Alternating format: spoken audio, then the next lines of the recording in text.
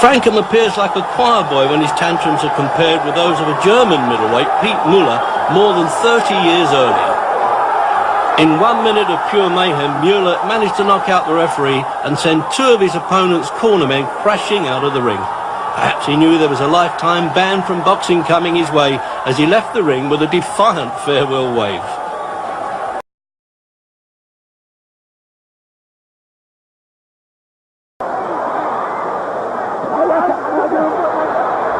What happened here? He got bit, I think. Evander Holyfield, look out! He's pushed right here, above us by Tyson. He's got bit in the ear. Oh my goodness, he's got a bloody right ear. Holyfield bit by... Mike, keep your eye on Mike. Mike has just... See, look at him. You can see it. You can see it. There it is. I can't believe what I'm seeing, fellas. Through real slow motion, Mike gets in a headlock. And look at this. He just reaches in and bites him. It's over. It's over. During that replay...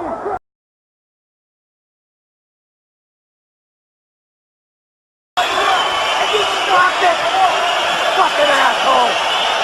Andy Newman. One more time, you're up. You're not doing your job. You're not doing your job.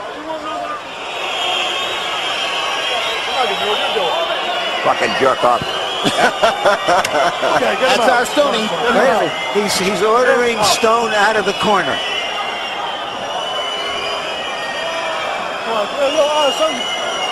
Harold Letterman, our in-house historian, is saying that this is unprecedented in his view. He does not remember a trainer ever being thrown out of a corner. I'll sue you for every fucking thing you got, you fucker. What a class act. And so now John Ruiz will go the rest of the way, apparently, without his trainer in his corner.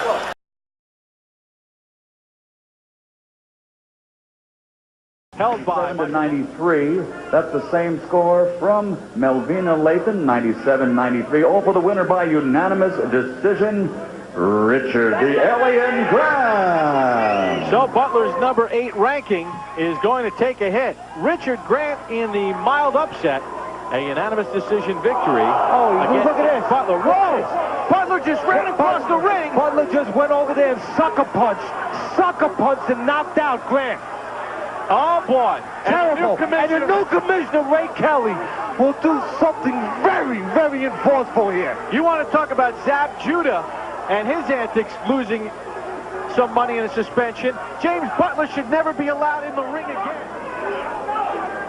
James Butler should be thrown in jail.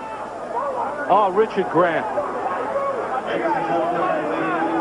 Look at the blood there.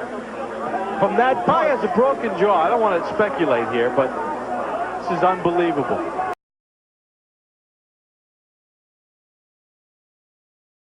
The first unforgettable meeting at Haringey Arena in 1946 between that brave British bulldog Freddie Mills and the equally courageous and determined Russian-American Gus Lesnovich. We'll take just a moment off from the fight preliminaries to take a look at the two chief seconds. Well, as you'd see, they're identical twins, so the boxers could be forgiven if they go to the wrong corner at the end of the round. And that's my dear old dad in Lesnovich's corner. And in the opposite corner, his brother, my uncle Jack Guttridge, who incidentally was the father of the old wrestling master Jackie Pallow. Relatively speaking, I'm proud to claim that they were the greatest seconds in the game. Anyway, that's enough of family matters. Now to the unbelievable battle between Mills and Lesnovich. Lesnovich rushes into the attack, drawing on his reserve strength, and pummels the British boxer about the head. Straightens him up, measures him for that right. Right crosses and left hooks, and finally Mills goes down for the second time.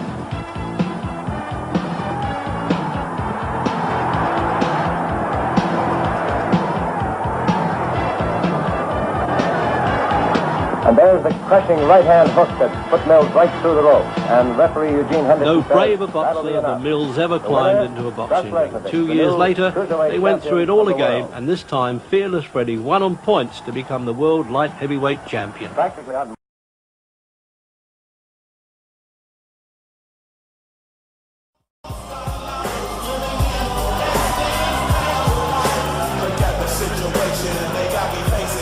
That is gold.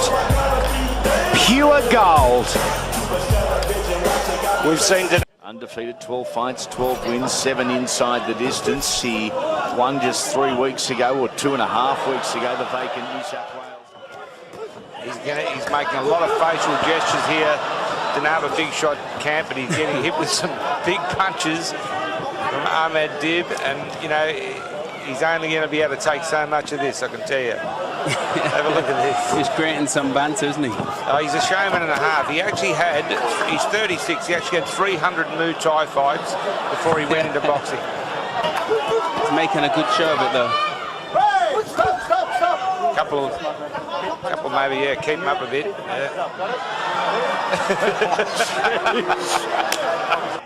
Good two-punch combination up high. No, we haven't.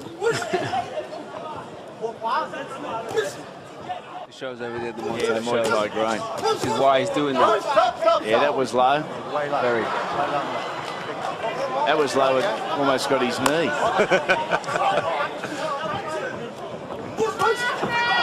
Danapa happy doing what he's doing and not necessarily winning a whole lot.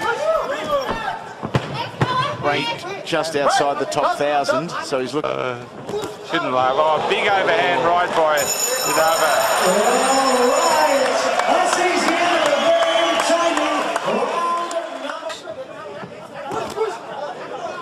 Great right hand. He's giving it everything, isn't he? Oh, God.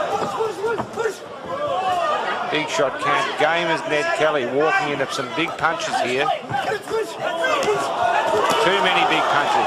Have a look at this. He's bombing away though.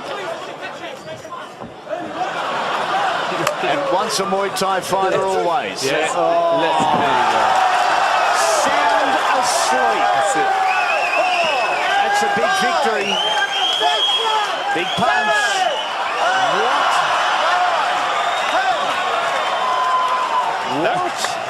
That was a flop if I've ever seen one. I've never seen that before. That was a flop and a half. He thought he'd given the crowd enough. You watch it in replay. He knew exactly what he was doing then. Wow. And then started doing push-ups and then jumped up at 9.5. So I think let's try and figure this out, eh? Boom, there's the big right hand down the pipe. And another one coming soon. Oh, there was the turn. That was the one that did all the damage. He went down hard. Yeah, no, I think you watch it. He had his arm hand across his face. You watch. He starts doing. He's foxing. I'm telling you. Look, if you've been knocked out, you don't do that. And it's one of the most bizarre sequences of events I think I've ever seen. Look, he was going to get.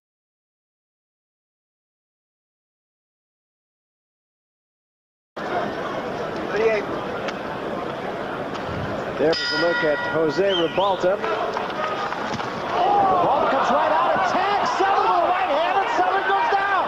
Wow. A shocker. 5, 6, 7. And Sullivan comes back up. I didn't think that punch hurt him that much, but I'd say he went down and stayed there. Was that a complete ploy? Bizarre if that's true. It's a ploy. It cost him a round almost for sure. That is bizarre. I have never seen that in 10-plus years of announcing boxing. I think he did that on purpose. Wow, that's bizarre. With his best shot, you were aware, right? There it is, yeah.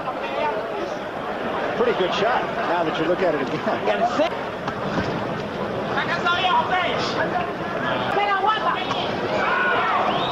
And again, a double right hand, and Ribalta bends over those loose ropes to which he referred. He didn't cover up, and Selden rightly jumps right on him and knocks him down. 2, 3, 4, 5, 6. Ribalta complaining, but it's one of the credos of the sport. Protect yourself at all times. Ted Pick did not feel there was a need for him to step in, and he didn't.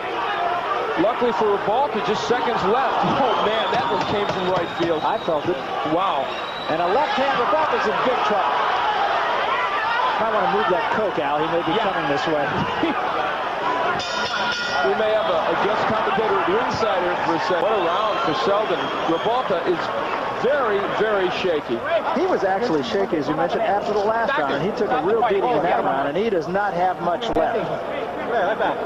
One more. You can't see out of one eye.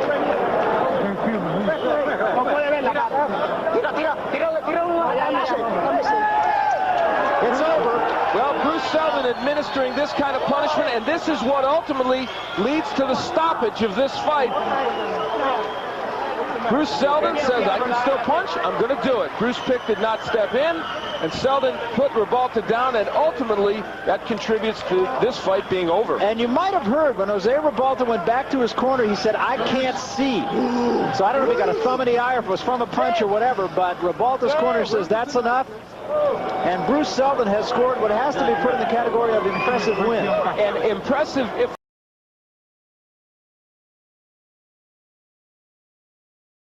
On this unique occasion for boxing, we have not one ring announcer, but two. Let's send it inside now to Jimmy Lennon Jr. and Michael Buffer.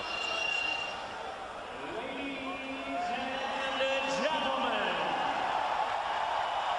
a very good evening to you, ladies and gentlemen, and welcome to the Pyramid in Memphis, Tennessee. It is time for our historic night of boxing and our long-awaited, much-anticipated featured bout of the evening. Tonight here in Memphis, Tennessee, we will turn the page to another chapter in the history book of boxing legends. Ladies and gentlemen, this is the main event. 12 rounds of boxing for the linear, legitimate, and universally recognized, undisputed heavyweight championship of the world. Time for talk is over. The time to fight is here. It's the time we've all been waiting for. Live from the Pyramid in Memphis, it's fight time! Introducing to you first the challenger. On my right, he is fighting out of the blue corner, entering the ring wearing his traditional solid black trunks and hailing from Catskill, New York. He weighed in at 234 1/2 pounds with a record of 49 wins, 3 losses, 2 no contests. He has 43 big wins coming by way of knockout.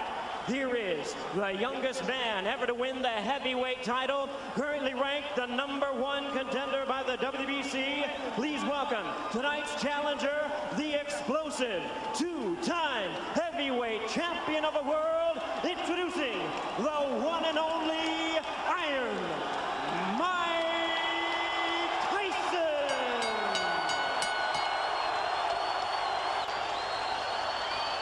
And hiding out of the red corner, wearing white, trimmed with red letters, and officially weighing 249 1/4 pounds.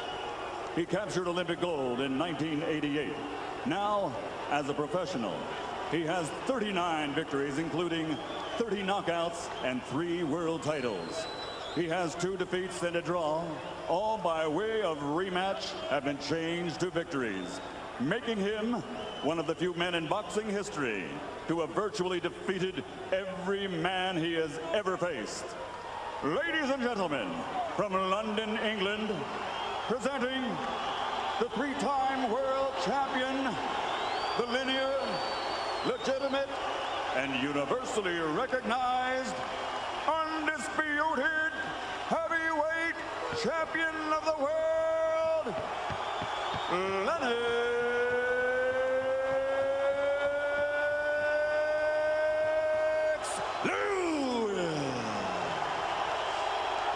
Only one will pass from heavyweight greatness to heavyweight legend.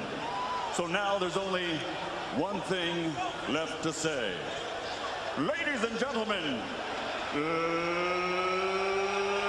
let's get ready to rumble!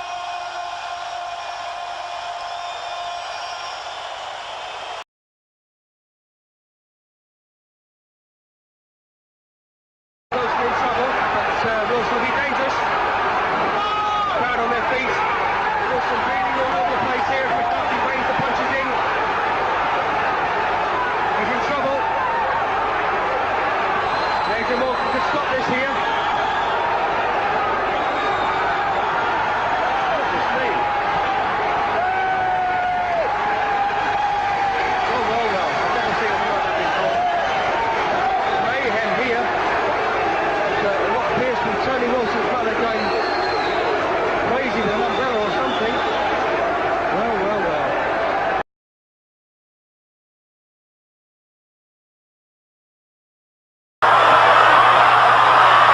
on the stage. And somebody in a parachute has just landed on the edge of the ring, has been pulled away by security guards. The fight has been brought to a halt. There's a massive melee at ringside as this fellow with a motorized parachute has landed right on top of spectators and officials at ringside. He's in the midst of a mass of security guards now. Brock Newman, Riddick Bowe, he hung himself up right on the lights, as you see there, and his body landed on the ring apron right on top of a variety of people. Here's what was happening in the ring at the time that the parachutist landed. You'll see, there he is, entering at the left side. And you see people backing away and trying to avoid the capsule and the motorized contraption attached to it.